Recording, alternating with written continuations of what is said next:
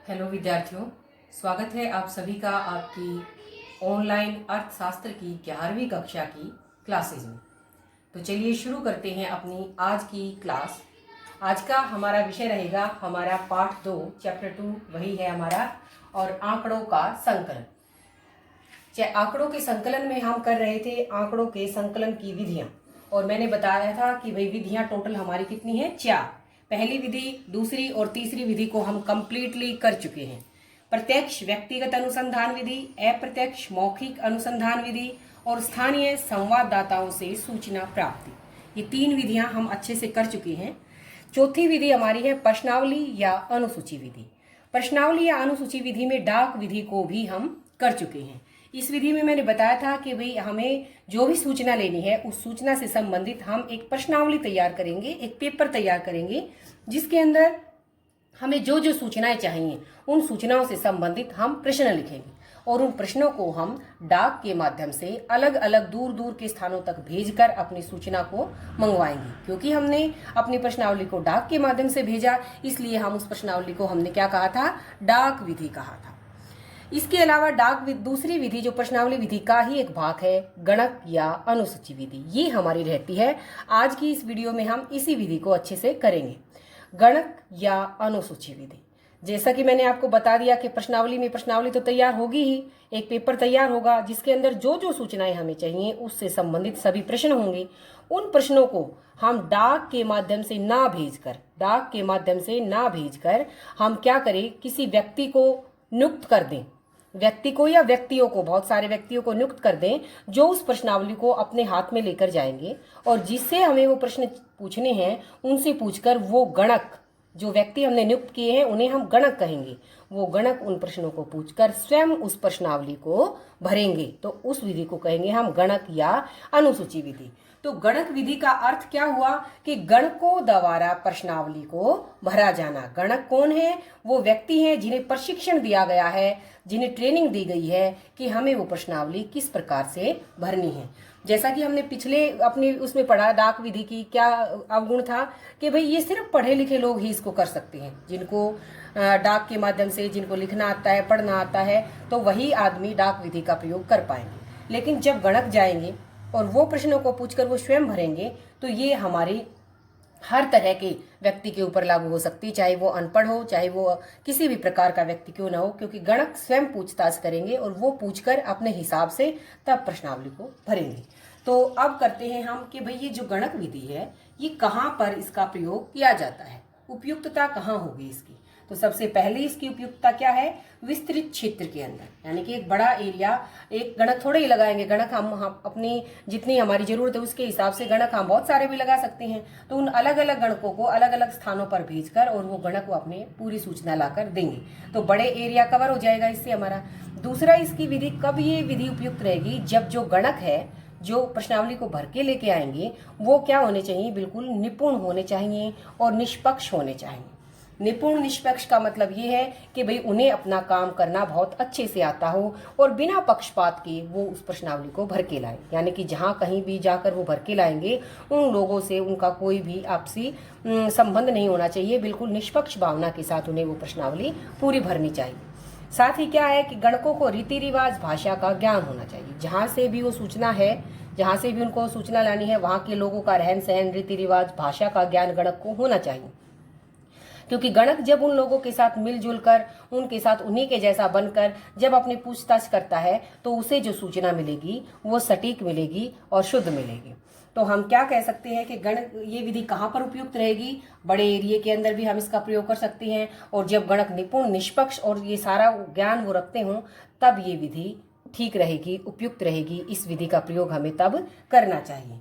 तो अब देखते हैं इस विधि के गुण क्या है। तो गुण, जैसा कि एक तो ये ऊपर से ही आ गया कि बड़े एरिया के अंदर इसका प्रयोग हो सकता है, क्योंकि अगर हमारे गणक निपुण है, निष्पक्ष है, तो जो हमें आंकड़े मिलेंगे वो सब कैसे मिलेंगे, शुद्ध मिलेंगे, बिल्कुल विश्वसनीय मिलेंगे।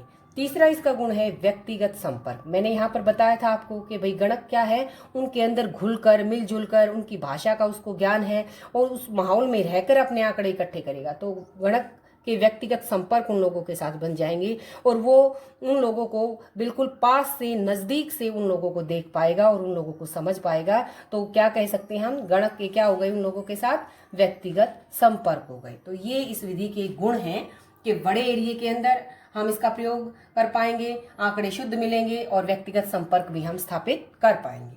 इसके बाद होते हैं अवगुण। क्या है इस विधि के? सबसे बड़ा अवगुण है गणकों की उपलब्धता। हमें जो ट्रेंड गणक चाहिए वो गणक अगर हमें नहीं मिल पा रहे हैं, वो अगर उपलब्ध नहीं हैं, तो हमारी ये विधि कामयाब नहीं होगी, क्योंकि ये विधि पूर्णतः ट्रेंड गणकों की उपलब्धता पर ही निर्भर करती है। गणक अगर हमारे उपलब्ध हैं तो हम बड़े एरिया को कवर कर पाएंगे, अगर गणक नहीं है तो हम बड़े एरिया को कवर बिल्कुल नहीं कर पाएंगे। दूसरा इसका अवगुण क्या है कि भाई हमें गणक लगाए हैं, हमने वो उनको स्थान स्थान पर भेजा है, तो कोई भी हमारा काम फ्री में तो करेगा नहीं। हम गणकों को ट्रेनिंग भी दे रहे हैं तो हमारा बहुत समय लगेगा, बहुत खर्चा भी उस पर आएगा, क्योंकि हमें गणकों को अपना काम करवाने के लिए उनको कुछ सैलरी, कुछ तनख्वाह, कुछ पे भी करना पड़ेगा। तो ये कह सकते हैं हम कि इस विधि का अवगुण क्या है कि इसमें बहुत समय भी लगता है और खर्चा भी पूरा आता है। तो ये हुई हमारी गणक विधि। तो गणक विधि या अनुसूची विधि वही डाक विधि का ही रूप है, लेकिन इसे डाक के माध्यम से ना भेजकर गणकों के द्वारा प्रश्नावली को भरा जाता है। तो ये प्रश्नावली विधि के दोनों रूप हम कर चुके हैं, डाक विधि और गणक विधि। अब आगे प्रश्न आता है हमारा कि जो हमने प्रश्नावली विधि में प्रश्नावली बनाई है, वो प्रश्नावली बनाते समय हमें किन किन बातों का ध्यान रखना चाहिए। एक अच्छी प्रश्नावली के क्या गुण होने चाहिए। जब हम अपने प्रश्न तैयार करते हैं, एक प्रश्नावली बनाते हैं, तो वो प्रश्नावली हमें किन किन बातों को ध्यान में रखकर बनानी चाहिए। तो सबसे पहला गुण क्या है? प्रश्नों की कम संख्या। बहुत अधिक मात्रा में प्रश्न नहीं होने चाहिए, क्योंकि जब एक लंबी लिस्ट हो जाती है तो बेशक वो प्रश्न कितने ही आसान क्यों न हो, बहुत सारे प्रश्नों को देखकर हमारा मतलब प्रश्नों का जवाब देने वाला आदमी वैसे ही घबरा जाता है। तो प्रश्नों की संख्या क्या होनी चाहिए? कम होनी चाहिए। दूसरा, जो प्रश्न है उनकी भाषा सरल हो, आदमी को एकदम से बोलते ही समझ में आ जाना चाहिए, ऐसे अटपटे सवाल प्रश्न ना हो, तो सरलता उसका दूसरा गुण है। तीसरा गुण क्या है कि उचित कर्म। जो प्रश्न हमने बनाए हैं वो प्रश्न उचित कर्म में पूछे जाएं। ये नहीं कि भाई हमें एक बार उसके परिवार के बारे में पूछ रहे हैं और एक बार कहीं उसके किसी और कहीं के बारे में और कहीं पहुंच जाए। तो हमें क्या होना चाहिए कि प्रश्नों को एक कर्म के अनुसार लगाना चाहिए कि भाई जैसे हम परिवार के बारे में पूछ रहे हैं तो उसकी पूरी पारिवारिक डिटेल वहां पर पूछ लें। जब हम उसके आर्थिक उसके जीवन के बारे में पूछ रहे हैं तो उसकी सारी आर्थिक जितने भी उसके प्रश्न हैं वो उसी समय हम उससे पूछ लें। तो प्रश्नों का कर्म कैसा होना चाहिए? उचित कर्म होना चाहिए, सिस्टमेटिक ढंग से हमें प्रश्न पूछने चाहिए। अगला गुण है अनुचित प्रश्न नहीं। प्रश्नावली के अंदर कोई भी ऐसा प्रश्न नहीं होना चाहिए जिससे प्रश्नों का जवाब देने वाले व्यक्ति के आत्मसम्मान को ठेस पहुंचे या उसे कुछ बुरा लगे। तो कोई भी अनुचित प्रश्न प्रश्नावली के अंदर नहीं होना चाहिए, तभी हमें सभी प्रश्नों के उत्तर मिलेंगे। अगला है इसका गुण मतभेद रहित। प्रश्न कई ऐसे होते हैं कि जिनके ऊपर मतभेद हो जाता है, एक प्रश्न के ऊपर कैसा ही जवाब, दूसरे के ऊपर कैसा ही जवाब। तो हमारे प्रश्न बिल्कुल ऐसे सटीक होने चाहिए, ऐसे होने चाहिए कि जिसमें अगला बंदा अपना स्पष्ट रूप से अपना व्यू रख सके, अपने विचार रख सके, उसके ऊपर किसी तरह का उसका द्वंद्व न हो कि भाई मैं ये बोलूं या ये बोलूं। तो मतभेद रहित प्रश्न होने चाहिए। अगला पॉइंट है गणना। हमारे जो प्रश्न हैं उन प्रश्नों में ऐसे प्रश्न ना हो कि हमें कोई कैलकुलेशन करनी पड़े, कोई फार्मूले से उत्तर लगाने पड़े, क्योंकि गणना संबंधी प्रश्नों से प्रश्नों को करना या प्रश्नों का जवाब देना हर एक बंदे के लिए थोड़ा मुश्किल होता है। तो हमें गणना जैसे प्रश्न, गिनती, कैलकुलेशन से संबंधित प्रश्न नहीं होने चाहिए हमारे। अगला गुण है इसका पूर्व परीक्षण। जब हम प्रश्न करते हैं उनको उचित सिस्टमेटिक ढंग से लगाकर पूछते हैं तो उन प्रश्नों को कुछ ऐसे तरीके से पूछें कि भाई हम उनसे पहले के बारे में भी हमें कुछ पता चल जाए। पूर्व परीक्षण थोड़ा सा मतलब उसकी टेस्टिंग हो जाए, भाई जांच वो हो जाए, जांच ये जो नीचे वाला प्रश्न है ये और ये दोनों कुछ एक दूसरे से मिलते हैं, दोनों का क्या मतलब है, सत्यता की जांच और पूर्व परीक्षण। मतलब प्रश्नों को ऐसे तरीके से पूछा जाए कि जो पीछे के प्रश्न उसने बताए हैं वो उनकी हम पड़ताल भी कर पाएं कि भाई प्रश्नों का जवाब हमें सही मिल रहा है या नहीं मिल रहा है। जैसे मैं इसको आपको उदाहरण दूं कि जैसे हमने पूछा कि भाई आपके परिवार में मेल मेंबर कितने हैं, फीमेल मेंबर कितने हैं, बच्चे कितने हैं, बड़े कितने हैं, बूढ़े कितने हैं। और भाई हम ये भी पूछे कि प्रश्न टोटल परिवार के मेंबर कितने हैं, तो जो टोटल परिवार के मेंबर है वो मेल फीमेल का जोड़ ही मिलेगा। बच्चे बूढ़े सबकी अलग अलग पूछेंगे तो उनका सबका जोड़ ही मिलेगा। तो इस तरह से प्रश्नों में कुछ ऐसे प्रश्न भी हों जिससे साथ साथ हमारी ये चेकिंग हो जाए कि हमें जवाब सही मिल रहे हैं।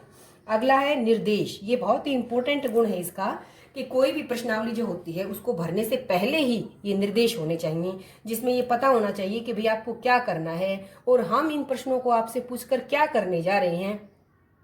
अगर कोई प्रश्नावली के अंदर कोई ऐसे प्रश्न है, हम ये भी निर्देशों में ये भी कह सकते हैं कि आपकी जो भी सूचना है उसे हम गोपनीय रखेंगे, आपके और हमारे से बाहर कहीं बाहर ये चीज़ नहीं खुलेगी। तो इस तरह के निर्देश हम उस प्रश्नावली में देंगे और जो जवाब दे रहा है हमारा उसको भी हम बताएंगे, तभी वो हमें हमारे प्रश्नों के सही उत्तर देगा।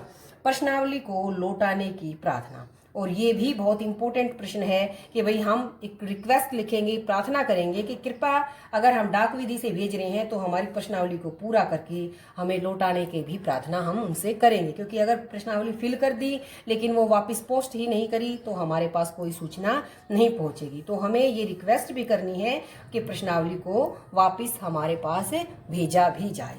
तो ये प्रश्नावली के कुछ गुण थे और ये बहुत हमारा इंपॉर्टेंट क्वेश्चन बनता है कि एक प्रश्नावली के अंदर क्या क्या गुण होने चाहिए, और बहुत ही आसान भी है ये प्रश्न। इसके बाद आता है इस प्रश्नावली से संबंधित एक और प्रश्न होता है कि प्रश्नों के कई प्रकार होते हैं। कई प्रकारों में कौन कौन से प्रकार होते हैं ये आप सभी को पता है, बस एक बार हमें पढ़ना है। प्रश्नों के प्रकार जैसे हम देखते आए हैं कि सामान्य विकल्प टाइप के प्रश्न होते हैं। सामान्य विकल्प में क्या होता है कि सत्य असत्य हो जाए, हाँ नहीं में प्रश्नों के जवाब हो जाए। तो इसमें ऐसे प्रश्न आएंगे जिसमें जो प्रश्नों के जवाब है उसमें हम टिक लगा सकते हैं कि आप उससे सहमत हैं तो हाँ, नहीं सहमत हैं तो नहीं। आपको वो बात सही लग रही है आप सत्य लिख सकते हो, टी लिख सकते हो, ट्रू लिख सकते हो। वो बात गलत लग रही है तो आप फॉल्स लिख सकते हो, तो उसे कहेंगे हम सामान्य विकल्प वाले। दूसरे प्रश्न होते हैं बहुविकल्पीय, जिसे हम एमसीक्यू कहते हैं, जिसके अंदर हमें हमारे ए बी सी डी या ए ब स द इस तरह से हमें 4 विकल्प मिलते हैं और जो विकल्प हमें सही लगता है हम उसको टिक करते हैं। तो पहले टाइप के प्रश्न सामान्य विकल्प वाले जैसे हाँ नहीं। दूसरे टाइप के बहुविकल्पीय जिसमें 4 ऑप्शन मिलेंगे। और तीसरे टाइप के होते हैं विशिष्ट जानकारी। विशिष्ट जानकारी के अंदर हम कोई विशेष बात, खास बात उनसे पूछते हैं जो उन्हीं से संबंधित होती है। तो ऐसे प्रश्नों को हम क्या कहेंगे कि भाई जिससे हमें उसके प्रश्न देने वाले से संबंधित कोई विशेष जानकारी प्राप्त हुई है, विशिष्ट जानकारी वाले प्रश्न। और प्रश्न हमारे खुले प्रश्न भी हो सकते हैं जिसके अंदर हम ओपन छोड़ देते हैं, अगले बंदे को लिखने का, अपने भाव प्रकट करने का मौका दिया जाता है। तो उस तरह के प्रश्नों को हम कहेंगे खुले प्रश्न। तो प्रश्नों के 4 प्रकार यहाँ मैंने आपको बताए हैं, सामान्य विकल्प वाले, बहुविकल्पीय, विशिष्ट जानकारी वाले और खुले प्रश्न। इसके बाद लास्ट का छोटा सा टॉपिक हमारा रहता है और हमारा पार्ट आज ये कंप्लीट हो जाएगा, द्वितीयक आंकड़े। हमने अब तक जितना भी किया वो प्राथमिक आंकड़े और प्राथमिक आंकड़ों के इकट्ठा करने की विधियां, हमने 4 विधियां पढ़ी। ये अब हमारे द्वितीयक आंकड़े आ गए। हमने जो हमारी पहली वीडियो थी इस पाठ की उसमें द्वितीयक आंकड़ों की परिभाषा मैंने आपको बता दी थी कि वो आंकड़े जिसे हम द्वितीयक स्रोत से प्राप्त करते हैं। ठीक है, जैसे मैंने बताया था कि बच्चों से ना पूछकर हम अध्यापक से पूछ लें। ठीक है, तो उन्हें हम क्या कहेंगे, जिसे द्वितीयक स्रोत से प्राप्त करते हैं वो क्या होंगे, हमारे द्वितीयक आंकड़े। और इन द्वितीयक आंकड़ों को इकट्ठा करने की क्या विधियां हैं, 2 विधियां हैं। एक को कहते हैं हम प्रकाशित विधि और दूसरे को कहते हैं अप्रकाशित विधि।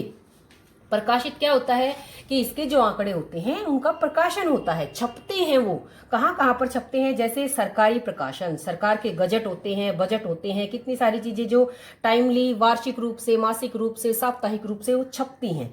तो उनको क्या कहेंगे हम, जो सरकारी हैं ऐसे प्रकाशन, उनको कहेंगे हम सरकारी प्रकाशन। तो सरकार के वहां पर हमें आंकड़े मिलेंगे। पत्र पत्रिकाएं जैसे अखबारों के अंदर, मैगजीन्स के अंदर विभिन्न प्रकार के आंकड़े आते हैं, तो उन्हें क्या कहेंगे, वो भी प्रकाशित है हमारा। तो वो भी क्या है, प्रकाशित विधि का ही एक भाग है। व्यापारिक संघों के प्रकाशन, तो ये विभिन्न प्रकार के वो हैं, सारे प्रकाशन हैं जहां पर ये सरकार के से संबंधित पत्र पत्रिकाओं में, व्यापार में, व्यापारिक संघों के द्वारा व्यापार से संबंधित जो आंकड़े होते हैं उनकी छपाई होती है, उनका प्रकाशन होता है।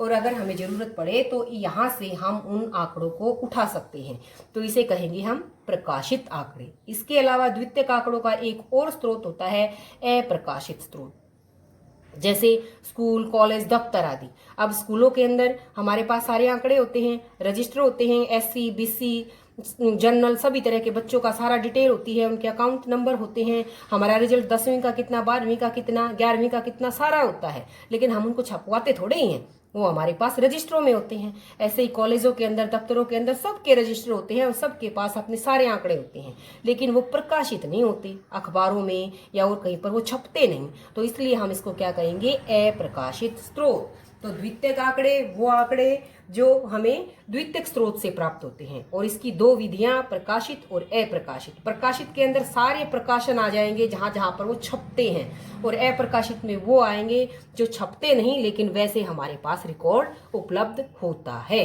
तो आज हमारा दूसरा पाठ आंकड़ों का संकलन हम कंप्लीटली पूरा कर चुके हैं। इस पाठ के अंदर हमने पढ़ा कि आंकड़ों का संकलन कहते किसे हैं, प्राथमिक और द्वितीयक स्रोत किसे कहते हैं, प्राथमिक और द्वितीयक आंकड़े किसे कहते हैं। प्राथमिक आंकड़ों के संकलन की 4 विधियों को हमने बड़े डिटेल से पढ़ा, और इसके बाद द्वितीयक आंकड़ों की 2 विधियां जिनको हम छोटे रूप में हमने पढ़ा। तो मेन हमारा फोकस, मेन प्रश्न हमारा इसी में से ज्यादा आता है। तो ये हमारा आज हमारा दूसरा पाठ पूरा कंप्लीट हम कर चुके हैं। अब इस पाठ को आप लिख सकते हैं नोटबुक में, और आप इसको टेस्ट देने के लिए या याद करने के लिए भी आप इसे तैयार करें। यही आपका गृह कार्य है। तो आज के लिए इतना ही। धन्यवाद।